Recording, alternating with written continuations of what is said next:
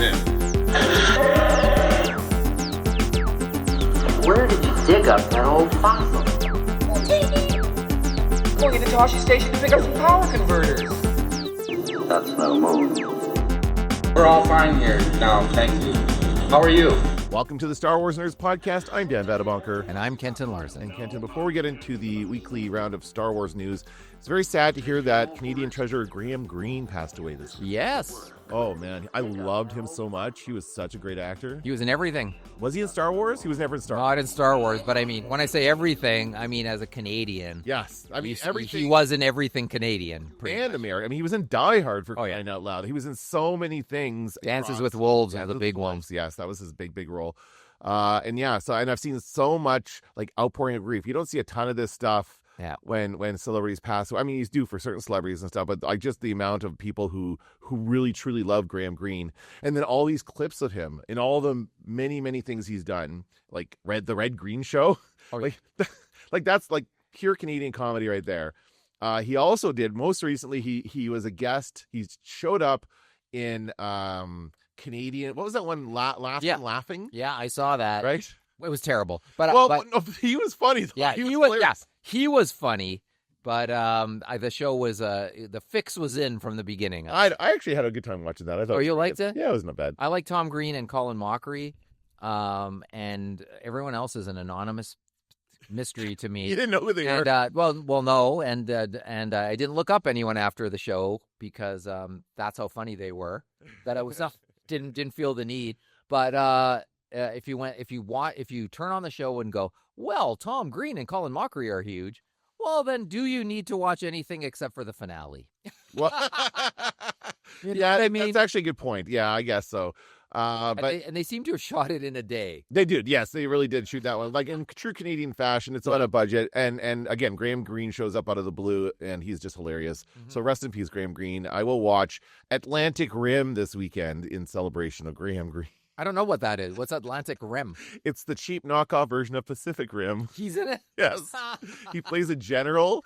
He plays like a general, and it's basically like the same idea of robots fighting monsters, but it's so cheaply done. It was exactly it's like Transmorphers. It's like one of those movies that's meant to confuse people into thinking it's the big budget version of it. Is Colm Feore in the movie as well? No, he's not. He's another Canadian actor who will show whatever you've got. He'll show up and do that. Yes, that's true. He'll be in a lot of stuff. I still call him Trudeau. When I see him in a film, it's Trudeau. Okay, so yeah, rest in peace, Graham Greene. I was looking up some Star Wars news. There's not too much happening these days in Star Wars news. When we missed the con, right? That already happened, the D23 thing, and no trailer materialized despite my prediction. Right. So yeah, there's nothing else coming up that would really. I mean, there's New York Comic Con. Maybe they might announce something. No, it seems to me. Well, one day we'll get a big surprise when a Mandalorian and Grogu trailer shows up. But it's at the point now where I think it could be any day. It could be any day in time, and maybe it'll like there is a history of coinciding stuff like that with football. Oh yeah. Super Bowl, yeah. Maybe some upcoming football game. And I remember, I think we had one for one of the Rey films, the Rey trilogy. Yeah, that was like in October or something, wasn't it? When they did like the big trailer drop. Right, and had stormtroopers like standing on the field awkwardly. That was awesome. I hope they do that again. Yeah, I have photographs of it on my phone because I was taking stills of it because it was so ridiculous. So maybe that's or Super Bowl, but Super Bowl's already like getting close to the release of the film. So I think before that. Yes. I had something I was going to say and I completely forgot about it now. Damn it. You said not too much. No, but something about, Starfighter cast. Yeah, let's get into that. My brain is all over the place today. I don't know why. Okay. So we did have an announcement of the Star Wars Starfighter cast, which I will get in front of me. I have the article here. Some interesting stuff in there. Yeah, of course, we already knew Ryan Gosling was going to be in it. And now I didn't realize that Sean Levy is directing. Yes, that's interesting. Pretty big director of Deadpool and Wolverine. Yeah. And what else has he done? Who did Barbie? No, that was Greta Gerwig did Barbie. All right. I think this is the guy that did Free Guy. I think his first thing was like Free Guy with Ryan Reynolds. And they had so much fun working together that he did Deadpool and Wolverine, and now he can do any big budget movie because he's proven he can handle it. So this one, and it's coming out May 28th. What do you think about the new way they summarize the article so you don't have to read it anymore? Give you 3. Oh, the AI overview. I don't know if it's AI, but it's just a summary. There's 3 bullet points at the top, and I see that so much now in articles where it's just like people don't have time to read the whole article. They're just going to give you the talking points. So it's a standalone story set in a new timeline with Ryan Gosling as the protector of his young nephew. Okay, Nephew. I don't know. Is nephew a Star Wars word? They have nephews? Oh, no. Are we going to get into that now? Yeah. Well, I mean, they have sisters. They have brothers. Let's assume they have nephews. Oh, can you imagine Darth Vader? Nephew. Thanks for telling me that there's a nephew. Yeah. The announcement of the cast comes with a first-look image of Gosling and Gray on set. Oh, yeah. The other guy, was Flynn Gray. Who's that? That's a kid, isn't it? Oh, he plays the nephew. I don't know. Has Flynn Gray been in something? Is this like another adult and kid walking through the world? Well, that's a concern. Right. Okay. So this is looking at the last something we need to think about. Yeah. Okay. The Gosling. So it comes with a first look image of Gosling and Gray on set, which has ignited fan speculation. The black and white photo shows the 2 actors in what appears to be an arid landscape, i.e. Tatooine, standing next to a land speeder that evokes a nostalgic feel reminiscent of Luke Skywalker's iconic ride. So I guess, yeah, I mean, this is going to be another Tatooine movie, or are they going to start on Tatooine? What do you think? Is this going to be, familiar? No, I don't think so. I think we're done with Tatooine. By the way, that's a publicity photo we're talking about there. That's not like it's cool. It's from the set or whatever, which is cool, but it's not like a scene from the film or a photograph of a scene from the film, which is something different. But I think I assume we can look at this picture and go, this is what they look like in the film. This is their haircut in the film. It's not going to be too different from this. But then again, I guess you could put a hairpiece on anybody.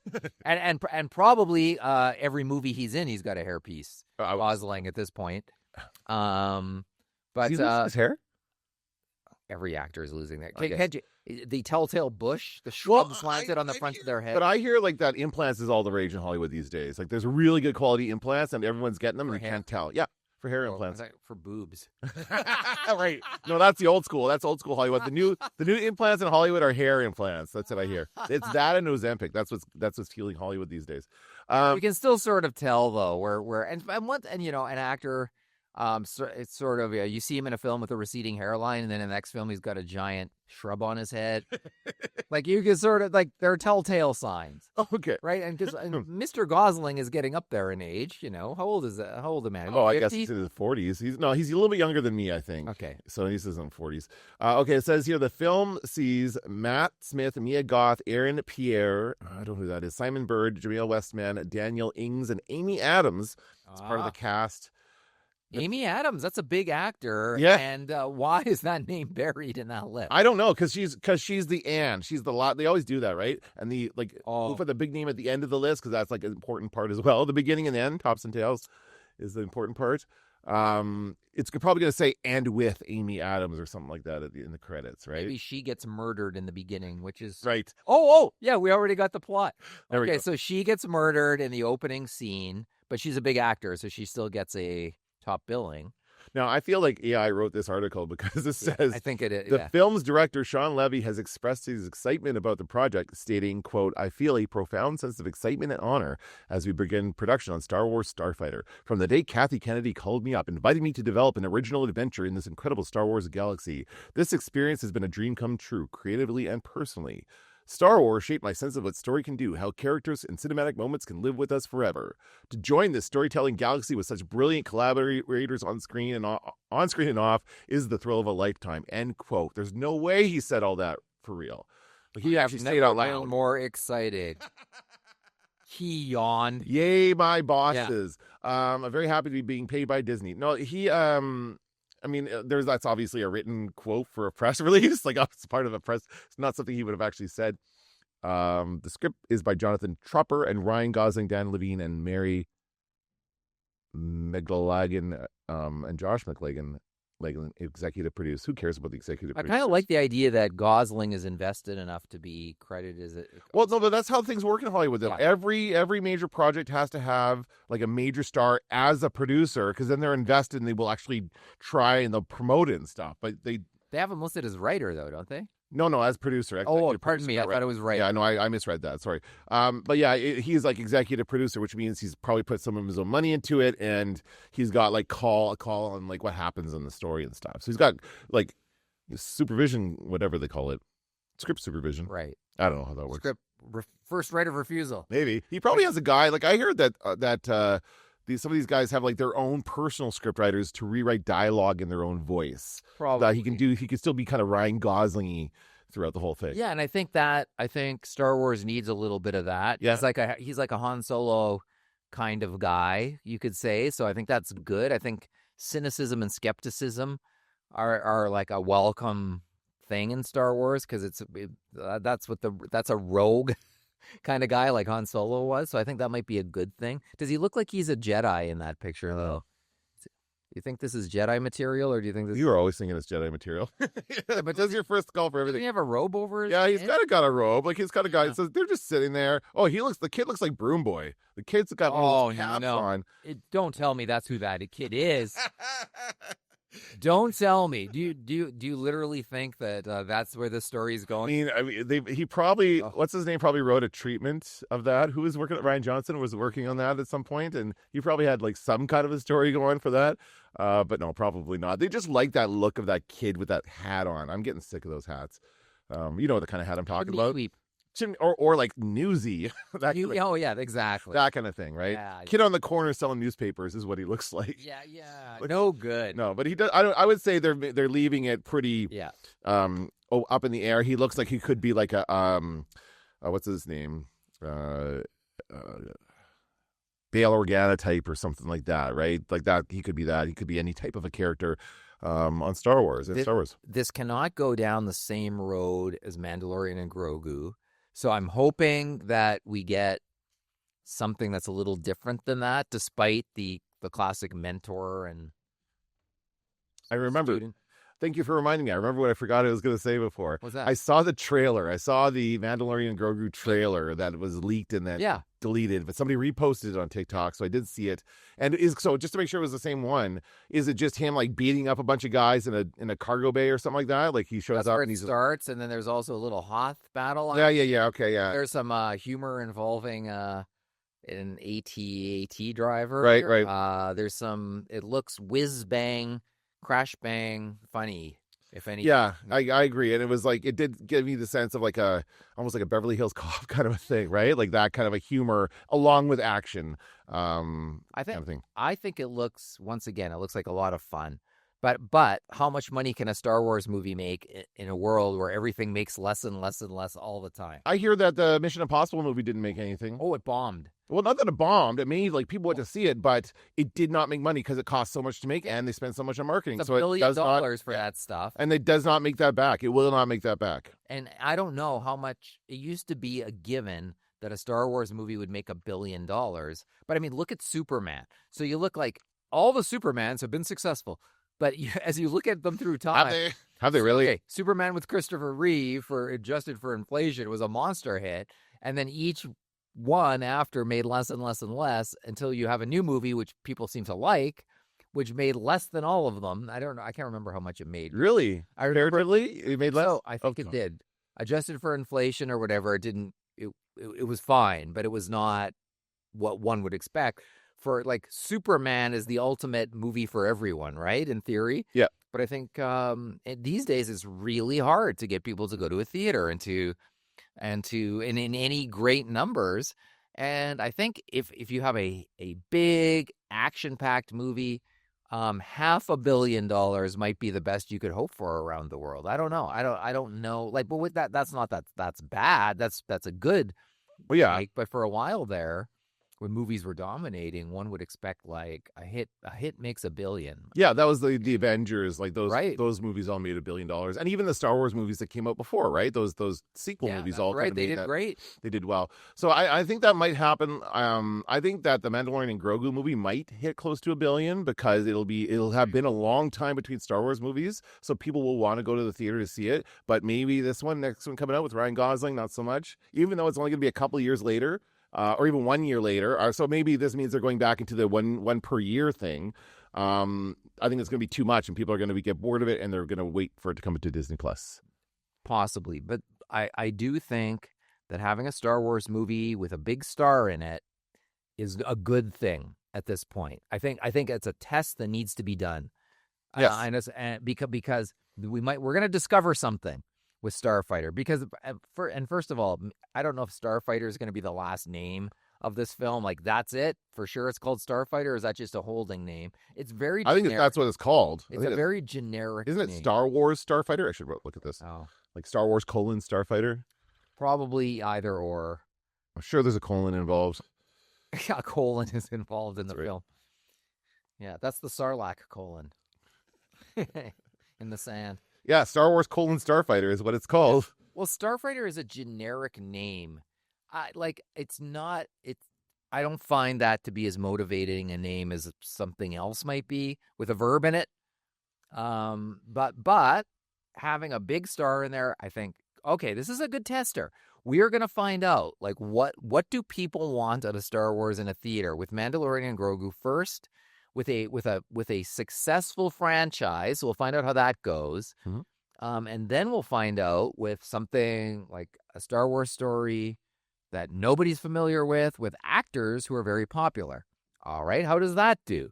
And I think it's good. It's good that that people are going to have these choices, and we're going to see which ones are they all successful? Are they neither successful? Like, what are we talking about now? I do think that they are, eating into their own audience by offering it on Disney. I think the whole streaming thing is just cutting into theaters in general, because there are a certain amount of people that will just say we're going to wait for Disney Plus, and no matter what, they're not going to go see it in theaters.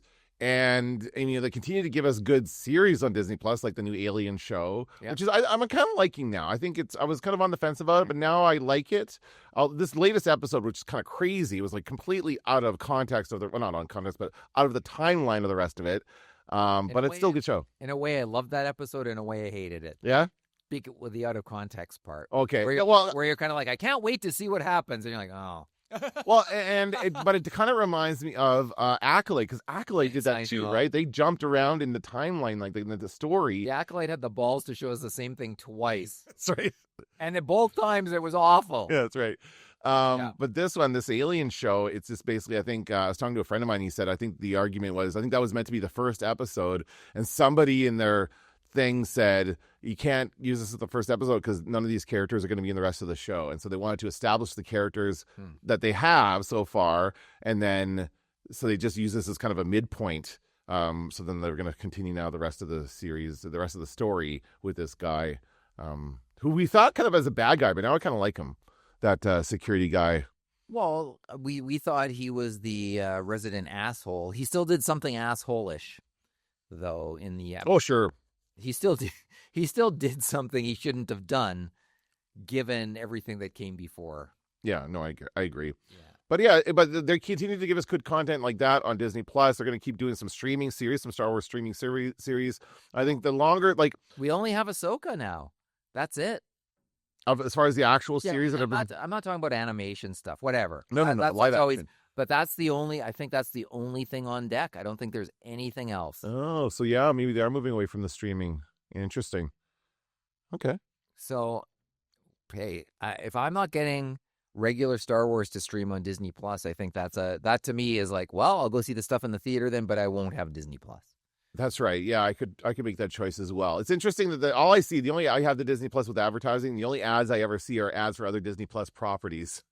But they advertise the stuff that's in theaters, like the Freakier Friday movie that came out a little while ago. They had ads for that, and it was funny because they were crossover ads. This is a new thing I've noticed, where they pair a movie with Invisalign, where it's like whether or not you're in a crazy body swap comedy or your teeth are not as bright as he'd like it to be, or whatever the thing is for Invisalign. It was like, honestly, an ad for two things. And I've seen that a few times. I saw one for the new Daredevil series and Mary Brown's Chicken. It was like an ad for both things at the same time. Nice. That's a new kind of category I'm seeing in ads. It was just more bang for your buck, right? Nice. Two companies paying for the same advertising space. So, but that's what Disney Plus does, is they advertise all their movies to the people who already subscribe to Disney Plus. So, and I don't think it's getting people to go see it in the theater. It's just like, oh yeah, I'll see that when it comes to Disney Plus. They're just making the note to watch that when it comes to the streaming service. The larger question is, what motivates people to go to a movie theater these days?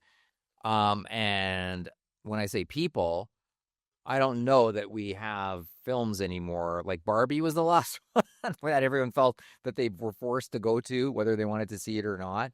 But I'm trying to think if there's been one since then. Well, didn't the Minecraft movie kind of do that for kids? I guess for young people, for people of a certain age, for men, for boys of a certain age who liked ruining the movie for every other demo. I mean, I think you get what you expect with that, like that kind of thing. I watched 10 minutes of Minecraft. It was on TV, Crave. Okay. The other day. I can't say it's good. I watched, while we're on the topic, I watched Mickey 17 on Crave. What is it? That was pretty good, actually. It wasn't bad. I like the idea behind it. It's like he's like a kind of, it's a cloning thing, so that he gets regrown every time he dies. So it's a good message about like the value of the worker and the value of human life and stuff. The only problem is the whole thing is set, like it's like the space colony and they're going off to another planet to colonize another planet. And so he gets all the dangerous jobs while they're doing that. He's the expendable. But the leader is Mark Ruffalo, and he's like doing a really bad Trump impression, and he's like a Trump type character. This is supposed to be like the MAGA movement in 30 years. That's what this premise of this movie is. And I wish that it hadn't done that. I wish it had just been something like else. It could have been any other like generic bad guy or something, but he makes it very specific about all these. And there's a lot of really specific like jokes about like the current MAGA movement and their issues and stuff like that. And I didn't like that aspect of it, but I did really like, I mean, Robert Pattinson's a great actor. He is. Oh yeah, he is an excellent actor. He can do anything, and even when he plays, certainly there's a bunch of different Mickeys in this, but there's two distinct Mickeys that he plays, two characters that he plays really well in this, and it's a pretty good movie. So if you've got Crave, it's worth watching. So you might watch it. And I would be curious to know what you think about the whole Trump stuff. Well, you're the second person this week to tell me about something like that. A friend of mine texted me about Daredevil, and he goes, "Did you watch the new Daredevil on was it Disney Plus? Disney Plus, yeah. And I said, I've only watched the first episode, and I just didn't stick with it. I said, I liked the first episode. Didn't stick with it, though, for whatever reason. There's other stuff I'd rather watch. So he texted me back, and he went, it's not a bad series, but he goes, that stuff with Kingpin as the mayor, he's like, they might as well have just called him Donald Trump. And he said, when you watch it, it's just so irritating and aggravating to watch that storyline, like that. Whether you see Trump in it or not, he's like, it's a most frustrating watch. So I said, should I continue watching it? He's like, that's a really good question. And he didn't really say, I don't think I'm going to keep watching it, but if it's that jarring and if it's it dates irritating, it, right? Yeah. And you watch it 10 years from now, you're going to be like, what is this? Like, it's going to seem weird, right? Yeah. I didn't like that at all. And I stopped watching that. I don't even think I got through the first episode because it was all about it was like Kingpin's marital problems. And I'm like, I don't care. Oh, I don't care about that. Come on. That's right. It opens with a kick-ass fight. They're like, hey, this is going to be great. And then it's like, 10 years ago. And it's like one of those where you go, no, come on. Oh, man. Come on. Before he has the costume. Not again. Come on. Not again before he has. Right. They're just retreading the same ideas over and over again, right? And even the bad guy running for mayor has been done to death. Like, that was Batman. That was the second Batman movie with Danny DeVito. That was Kelsey Grammer in the show called Mayor. There you go. It's been done. Yes, it's been done too many times. Okay, and so before we go, I want to talk. There's one more story here. I saw this that Lego has released another set. It's the most expensive Lego set ever for Star Wars. It's a much more detailed Lego Death Star. Have you seen this? Mm-hmm. Yeah, you. I ask you as you take a big swig of coffee. Have you? I have seen it. Yeah. I mean, I'm not a Lego. I don't play with Lego. I don't build Lego models. I don't do any of that stuff. But I will look at it in the store and go, "Ooh, cool. That's cool." So, but I know I would. So I'm not interested in buying it, but it does look cool. Now, is it because of the time it takes to put together the Lego that you don't want to do, or is it? I've never been a big I've got the Mandalorian head made out of Lego, which was cool. That was one of the only Mandalorian things you could get at the time. Yes. But And that's pretty simple to put together. Even as a kid, I just didn't. I was not a big. Well, when you were a kid, though, Lego. Okay, yeah. So Lego was pretty generic when you were a kid, and now, of course, we have all this themed Lego, and there's a huge category of Star Wars Lego that exists. But yeah, I would agree. I'm not really into it as much. I would rather have like a Darth Vader, a Death Star like playset, like the ones that we used to have. Like those are much cooler in my mind, where you can have you can use the figurines and play with and set them up in scenes and stuff. Like you do that with your stuff on your shelves, right? A little bit. Yeah, I've got. It's just some extent. I don't do it all the time. Yeah. But I'll set them up so that they that they're in the poses or whatever, and I'll just leave it there for a couple of years, and then when I get sick of it, dust it, move it around a little. Yeah. That's all. But it is. But I'm with you. Like if I were to see, there was a couple Death Star play sets when we were kids. There's the tall one, which I liked very much. It was only a part of it though. I was kind of disappointed is that it was just a wall basically of the Death Star. Yeah, it wasn't that exciting. Although the trash compactor was perfect. Yeah, that was great. Yeah. But then there was the other one from the UK that was cardboard, the circular one. Yeah. And it was available in Canada too, and a friend of mine had it, I remember. And that was more cool because it was a big circle, and you could felt more like the Death Star. So you could put them in different rooms and that kind of stuff. So that was kind of cool. Mm-hmm. But yeah, we have yet to have like a kind of a perfect HasLab with a giant Death Star. I don't even know what that would look like. So you like the self-funded. I wonder how what the market is for play sets these days. They're still doing HasLabs, right? Yeah, but I just wonder in general, because that used to be like something they would sell us, like it was a big ticket item, and you would usually get it for Christmas or something like that. Like, right? Like I got my Castle Grayskull and that kind of stuff for Christmas. And but these days with toy collectors, like people don't buy toys to play with them anymore the way we used to as kids. They usually buy them to collect them and to pose them. I know a lot of people who will like display them. They'll put videos up. They've got little rotating turntable things so you can see all around. Shout out to Carter Collects on TikTok, former student of ours who makes videos of his, and he does a lot of great Star Wars toys. Yeah. He has a lot of great toys there. But yeah, that's just the way it is now. So I don't know that. And I think that people, like I know there's a lot of people who get into photography around this, and they'll set up their own like scene behind the toy and that kind of stuff. And they'll do their own scenery and stuff. So I don't know. I would be interested to know if they still sell like a play set for, maybe I did see one. I'll look into this. I'll do research and I'll come back and report back because I'm curious to see how many play sets are out there. Yeah, please do. And a friend of mine made a giant, I might have mentioned this already, but he made a giant Star Destroyer Lego that he's hung in his man cave. Yes. He's hung the Star Destroyer, but he bought pirate bricks. So he didn't pay full price for the Lego. Oh. He bought pirated bricks. And I don't know, how do you even do that? Where do you go? My friend lives in San Diego. He went to where do you get pirated Lego? He went down. Matey. I'm guessing he went down to the docks. And he I got the block. Yeah. Do you want a 4-piece or a 5? I don't know how they how I need the exact pieces for a Death Star. Come back in a week. We'll have That's hilarious. Oh, I love it. Do they not hold together as well or something? Or does it not matter? It looks the same. Okay. I was like, is there a quality of difference there? Or is it just no difference, but probably, I don't know. How would he even have that? I'll ask him. I'll say. That's funny. I'll ask. Although the last time I responded to him, he texted me back and he said, your response sounded like AI. And I was like, and then I said to myself, I'll never text him again. If my responses are not good enough for you, if you're going to say my responses sound like AI, then maybe I just won't text. Would AI not text? I don't think so. That's your proof that you're talking to a person. Yeah, well, I would say that I think everybody's questioning everything right now, and they all think that it's all AI. But I don't know if I said this already, but the price of this Death Star is the most expensive. It's $1,000 US. Oh. I imagine it's going to be more Canadian. Come on. So I don't know if your friend is going to. I don't know about how much the knockoff version of that's going to cost. For your friend to get. I'll find out. Okay, let's get that. You go on and I'll do my research. I just hope he doesn't say that my question sounds like AI. They won't respond to him. No, actually, AI sounds like us, by the way. That is the answer. That's right. AI sounds like us. It's meant to, right? Like if I'm super excited about something and I go, that looks amazing, that sounds like AI. Yeah, that's right, because that's AI mimicking a human when they see something amazing. That's right. Yeah. That's what you say. Yeah, stop plagiarizing us, AI. That's what I say. All right, that's going to do it for this episode of the Star Wars Nerds. I'm Dan Vadabunker. I'm Kenton Larson. Don't let the Force hit you on the ass. Going into Toshi Station to pick up some power converters. Now I am the master. I'm taking an awful risk, mate.